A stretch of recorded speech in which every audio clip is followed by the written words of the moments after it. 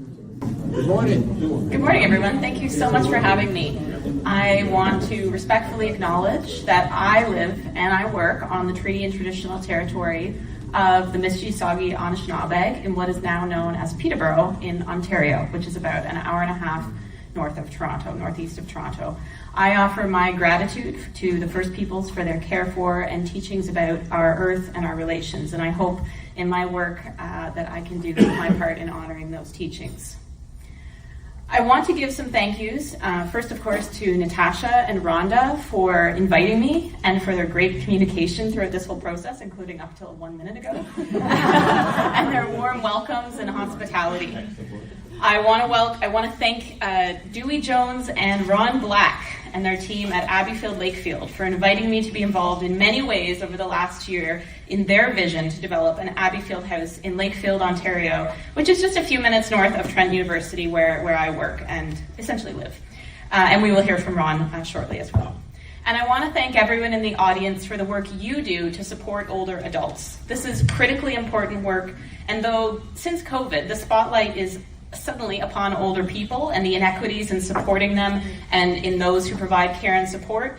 But the significant value of your work, as you know, is nothing new. So thank you for what you do and for taking time out of your busy days to listen to my presentation. Most of what I'm presenting, I have to say, will probably not be new to you, given your fundamental roles on the ground in our communities and with our aging population. However, I'm hopeful that you might hear something that resonates with you. And just before I flip, I titled my talk Aging at Home, and I didn't have quite the right picture, so I asked my little 5-year-old who I left at home to draw me a picture. So, thanks. So that's her and I in front of our home. Yeah. So I come from Trent University, and myself and my collaborator there, Dr. Mark Skinner, we've established the Rural Aging Research Program. And Peterborough is home to one of Canada's oldest communities in which our research is entirely situated and intertwined. And our research program aims to create new knowledge, collaborations, and capacity that's aimed at better understanding and informing how rural communities are responding to population aging. And you can see we have a wonderful team of early career researchers and students as well that help us in everything that we do. And thank you, of course, to the many collaborators and funders that allow us to do our work, who are shown at the bottom there. So today I'm going to talk about 5 things. I've got 5 points I want to talk about. And so the first one is aging in place, a term that will not be new to you, but I want to unpack that a little bit from the perspective of the academic and peer-reviewed literature. I want to talk about housing alternatives for older adults, a little highlight on the collaboration between Abbeyfield, Lakefield, and Trent University to give you some thoughts about how a similar relationship might work in your community, or maybe already does. I want to talk about my research on sustainable community-based program for older adults. And lastly, I want to talk about intergenerational connections and thinking about, is there a home for this in the Abbeyfield model? So I'd like to begin by situating much of my work and my thinking to the rural context. So rural communities and small towns, but also urban centers, so cities, that may be urban, but are having to become increasingly rural serving, right? So we talk a lot in our research about rural serving urban centers. So especially given that the challenges and opportunities with respect to aging faced by rural are not always unique to rural, I'm hopeful that wherever you live and wherever your Abbeyfield home is or will be, you will draw applicability to much of this discussion in the urban context as well. So when we think about aging in place, that term, it can be idealistic, idyllic even. So when you think about rural aging in rural places, you think about idealized images of a pastoral milieu, including deeply entrenched informal social supports, and that might be what you think of. But the reality is that rural places are often very different from this sentimental view. Rapidly aging rural populations, alongside population outmigration of younger people, has complicated service delivery, and significant economic restructuring has followed. So for many older people, the lack of accessible services may be the delineating factor between being stuck in place or aging in place, which I will consider shortly. Often, multiple elements of marginalization facilitate the demarcation zone between these polar opposites, with intersectionality further limiting vulnerable older people from aging in place. Amplified in rural spaces, but experienced in urban centers, of course, too, the downsizing of social and health services that support community-dwelling older people has transferred the burden of service delivery onto municipalities, who are often facing a shrinking taxation base, and volunteers, many of whom are themselves older. Fragmented social infrastructure that complicates service delivery has happened, which is crucial for older people. And so as a result, housing has been critically undermined by the limits to service delivery, complicating how people age. Safe, affordable, and appropriate housing for older people is what underpins the spirit of aging in place. So today, I aim to describe a vision for the future of alternative housing arrangements and its importance for conceptualizing the experiences of aging. Aging in place. So, given the choice, most people would prefer to age in their own homes or their communities, and limited public sector budgets may favor the presumed cost-saving measures associated with people indefinitely living at home. So we hear the concept of aging in place talked about quite often. Aging in place, which is essentially the avoidance of institutional care, pervades the healthy aging literature that I work within and relevant public policy. Simple changes, such as introducing a ramp, a handle in the shower, or a walker may help to initially support this goal. However, of course, aging in place extends far beyond home modifications and must also consider house and property infrastructure, especially health and social care work in the home. And that, as you know, is usually the most underfunded branch of healthcare. There's ambiguity in the term aging in place. A person aging at home in a home that meets their own physical needs may be set in a neighborhood that no longer does. Place attachment is complex and multifaceted. Strong personal importance may be placed upon a community that once supported individual needs. So I like to conceptualize the opposite of this as stuck in place. So optimistic views on aging may fail to consider that just below the surface of that rural idealism that I talked about may linger realities of stuck in place, wherein older adults needing to relocate are often constrained by economic, social, and/or racial disparities and cannot relocate. Indeed, there are disparities and tensions between these concepts of aging in place, which is sort of something to strive to, I guess, or being stuck in place, something to avoid. So my colleagues have outlined a double jeopardy tension between youth outmigration, so younger and middle-aged people sort of leaving, and the growing care needs of the older people who remain. Expanding this to a triple jeopardy, researchers have added the loss of informal social networks that traditionally supported older people's needs. So the closures of social community services such as senior centers, grocery stores, post offices, and places of worship that for generations supported a consistent social backdrop for community may today reinforce this triarchic challenge. Aging in place is a very well-documented preference for older people and their families. So when you ask people, where would you like to grow older, the answer is usually their homes, and has significant health and wellness benefits when well facilitated. So it is a good thing.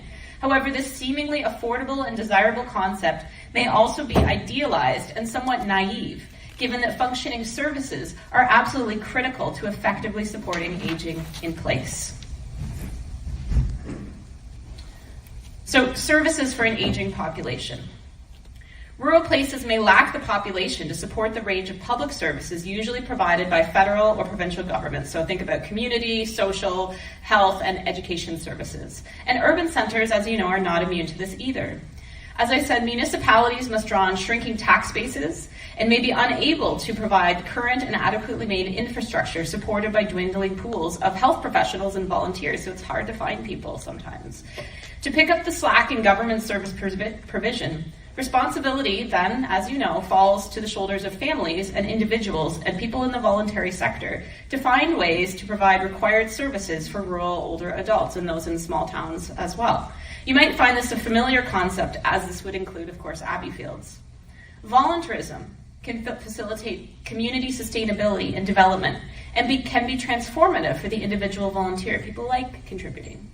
However, precarity often overwhelms the voluntary sector, as older people mostly comprise the pool of volunteers providing services to aging residents, something I'm sure you're very familiar with.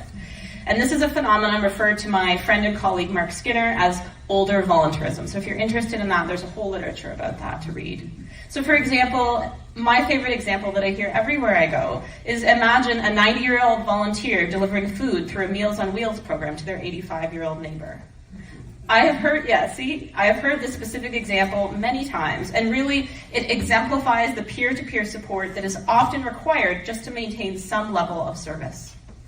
As a result, the sustainability of aging communities and their ability to provide environments that support aging in place is a focal question.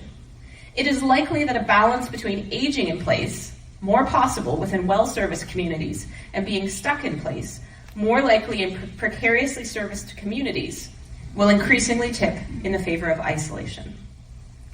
Among the many services that have receded, housing has emerged as a primary factor determining the everyday experience of growing older in place. And so that brings us to housing alternatives for older adults, which, as you know, are key in supporting aging in place is safe, supportive, and affordable housing. So according to the World Health Organization, this is housing that is affordable and safe, that can be structurally adapted, and is close to essential services. So in Canada, there is a growing and major gap in housing alternatives for lower and middle income Canadians who cannot age in place, move into retirement homes, or other forms of supportive residences, or who would require long-term care. Building long-term care homes and other institutional arrangements is prohibitively costly, and all-encompassing care is actually typically unnecessary until a person reaches their final years, if ever.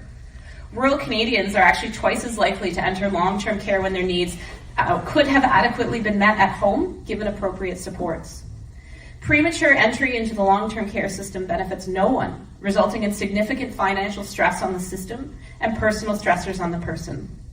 Further, as you know, the staffing pool is severely restricted, resulting in recurrent understaffing challenges. And simply injecting funds into housing services is not going to solve the problem. Without infrastructure to implement housing programs, funds are one of only many steps in providing an environment that is conducive to aging in place.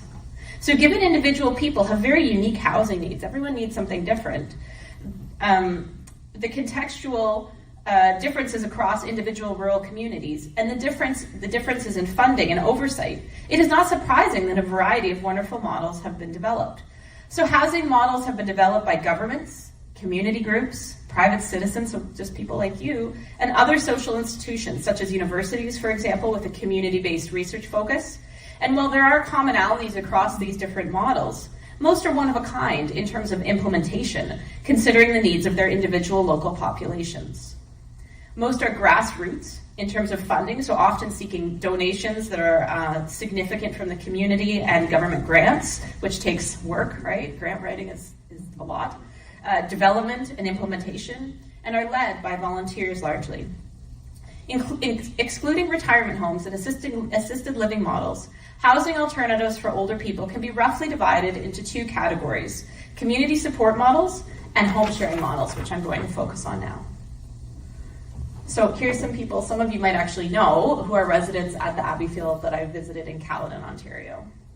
So home sharing, including Abbeyfields, connects unrelated people of any age that cohabitate in an environment typical of family living in a non-institutional building, such as a house, that includes both private and common space and shared decision-making. So many models have been formally and informally created, but most involve the exchange of rental income or agreed upon service provision between parties. Home sharing can and does exist informally between private citizens, but centralized home sharing organizations are becoming a common conduit, such as Abbeyfield, for facilitating and streamlining the logistics and legalities surrounding home sharing for older people. Regardless of the many modes of operation, rural home sharing is infrequently implemented and suffers from serious sustainability challenges, which I know many of you talked about last night.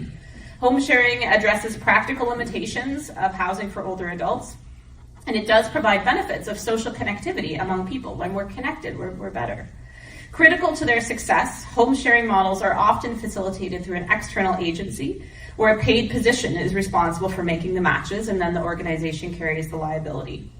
So as you know, home sharing is not a new model, but has been implemented almost exclusively on a small scale, often as pilot projects. And I think Abbeyfield is kind of unique in that it's sort of moved beyond that in many ways.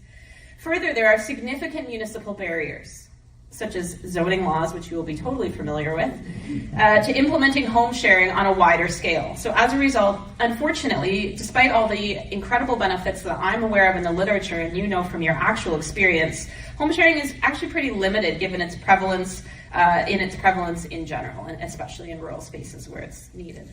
Despite this, research has documented important outcomes for older people living in home sharing arrangements, including increasing independence and improved functional capacity to complete activities of daily living, and the ability of home sharing to still enable aging in place for people who may be struggling economically and may not own their own home.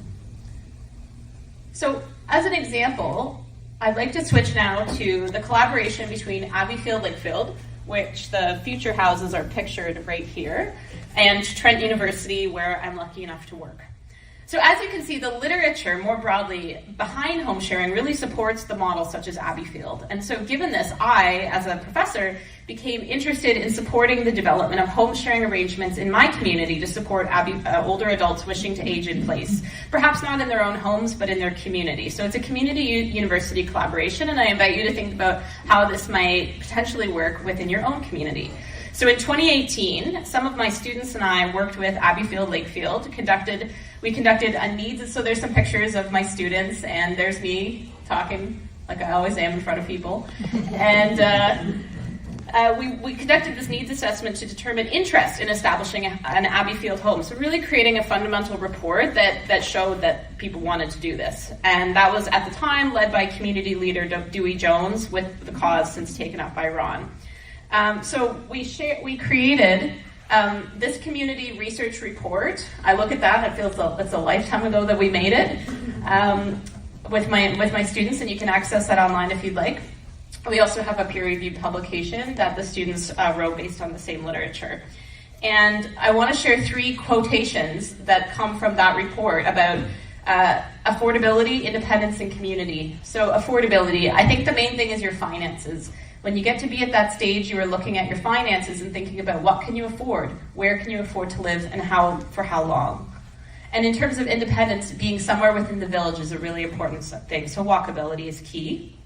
And community. Once you start integrating into a community, you don't want to do that all over again somewhere else. So this is the aging in place outside of one's home, but in their community. You've already got a doctor, a dentist, and you want to be able to retire somewhere. You're not looking for that over and over again. And then another person said, if you are a part of your community, your health improves.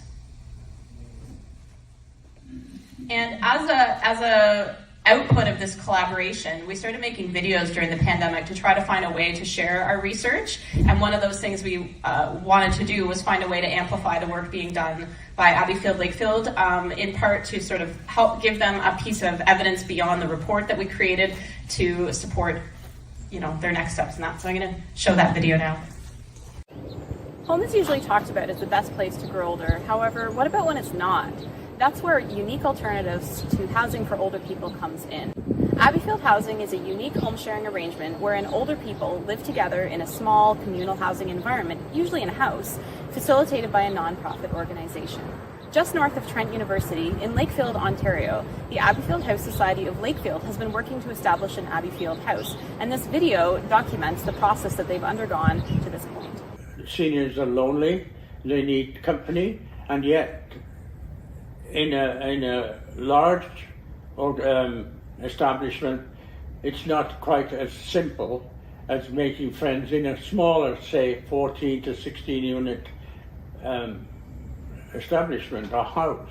We were very fortunate to have a relationship with Trent University, Trent Center for Aging and Society, and their psychology department, who provided students to do a needs assessment for the Abbeyfield and Lakefield. The assessment came out very positive. The document was well received and was great support for our project moving forward. About one of our big successes this year, and I think that's securing government funding for the project from CMHC. Albeit we're at a seed funding stage, but we've clearly got their interest and went through a fairly extensive vetting process to secure funding, and I think that'll well, it's really necessary for us to move this forward. Yeah, it's going to be great for the community. There is no question. Acquiring of a property in Lakefield that is going to be the future home of our Abbeyfield house. And that happened because we reached out and did a presentation to our municipality, and someone saw that and believed so much in what we were doing, they came to us and said, hey, we might have a property you want to look at. Aging is certainly something that we're all experiencing. Everybody's living longer, and I think we all know that aging at home is the best scenario. But if you can't age at home, you should at least be able to age in your community. And I think that is what Abbeyfield provides, and I think every community should have an Abbeyfield. I traveled to the Abbeyfield home in Caledon, Ontario, which has been established for a number of years. It's a modern, efficiently run 12-resident, purpose-built structure that provides a warm and homey environment, just like living in a house with your friends. Residents were happy to share with me about how special of a place it is to live, often reflecting both on the value of maintaining their independence, but also how beneficial they found the social element of shared housing. Some had lived there for a while, and others were fairly new, but overall there was a sense of ease and comfortability that comes with family living. Research consistently shows that older people find the most benefit from peer socialization, and this was truly reflected in my visit, and every single person mentioned the wonderful meals.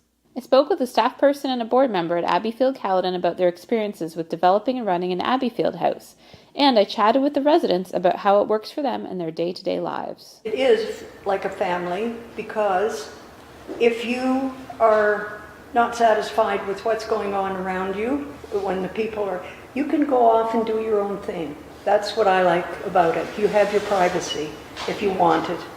It's there. I've enjoyed it because I can drive. I do drive. I'm always whipping into the stores here, getting this and getting that, you know, and it's so local. They say it takes a community to raise a kid, like not just a family, and I think it's sort of... For me, it's like living at home. I do my own laundry, I do my own ironing. Fortunately, I bought an iron board with me and an iron. In 2019, we became incorporated as a not-for-profit housing organization without shared capital. And then at the same time, we also got our CRA charitable status to move forward so we could accept donations. There isn't a lot of support out there through municipalities or any other level of government to purchase the property. Once you purchase the property, there are a number of programs and grants that help you through it, but actually purchasing the property is probably the biggest challenge for any organization. Ron Black and I walked on the property where the Abbeyfield home will be in Lakefield, and I learned more about how the project will unfold. So what's happening next with this space back here? Well, the whole property is about 4 acres, and we'll end up with about 3.5 acres left after we sever off the house and sell the house. We need the revenue from the sale of the house to help support our portion of the project. So the property is actually about 275 feet wide and about 800 feet deep. In the center of it is an environmentally sensitive area that we worked with ORCA to determine setbacks to protect it, and actually we're going to add local species to it to help secure it and help with the drainage and that sort of thing from the property. So our Abbeyfield house will be built on the back half of the 800 feet, so in around the 400-foot area. There is a very nice cedar bush in the back and a stream. So our plan is really to take the property and have walking paths, level walking paths around the property, around the environmentally sensitive areas, as well through the wooded area and to the stream in the back, and then back around. Yeah, it's really a balance between maintaining your independence while providing some opportunity for companionship, some opportunities to participate in the community more so than maybe in a retirement home or obviously long-term care. So that's really, some of the key things that attracts people to an Abbeyfield. Older people's health and well-being benefits from aging in their own communities. The Abbeyfield House Society of Lakefield has done their part to support the housing needs of older residents in Lakefield, and we look forward to seeing the next steps of this project.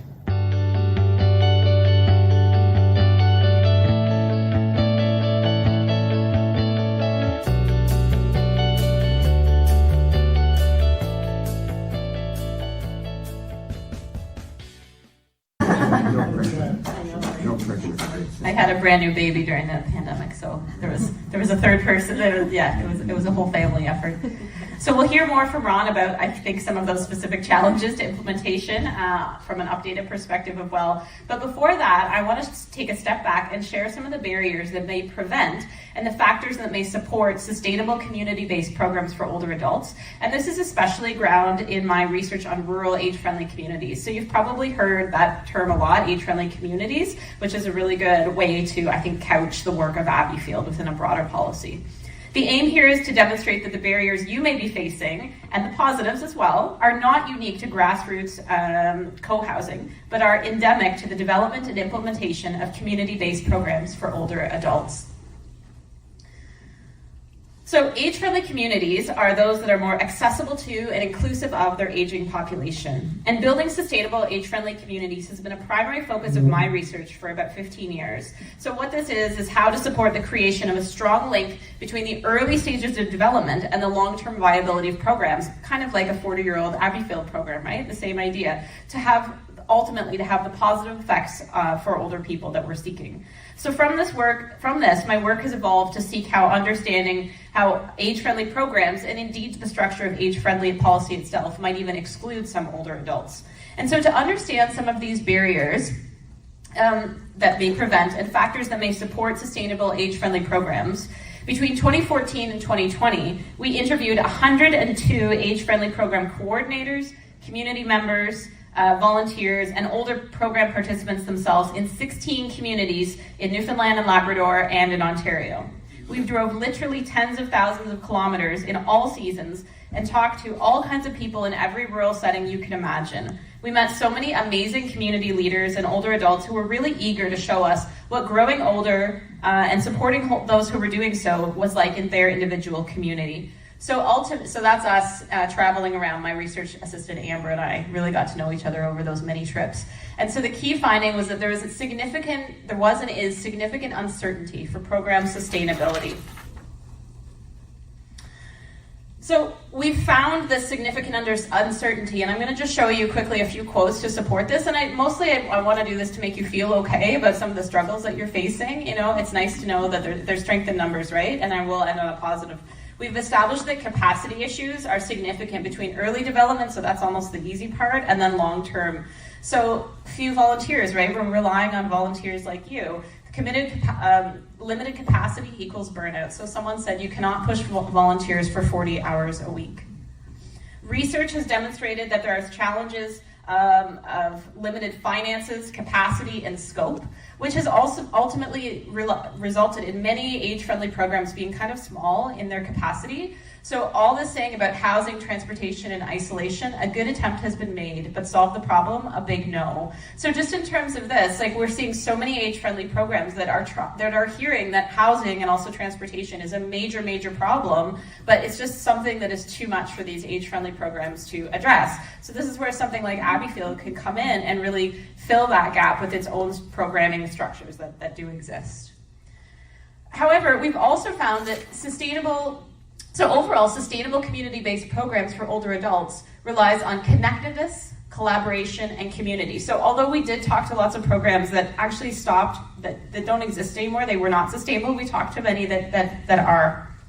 So the good news here is that rural and small towns age-friendly sustainability is actually possible, and Abbeyfield is a great example of that. So we found 3 primary factors that support rural age-friendly sustainability, and those would certainly apply to Abbeyfield as well. And one is social connectivity. So they talk really about how sustainable programs experience implementation challenges, but yet reported that the pre-existing sense of community and streamlined partnership development was really helpful in confronting those challenges.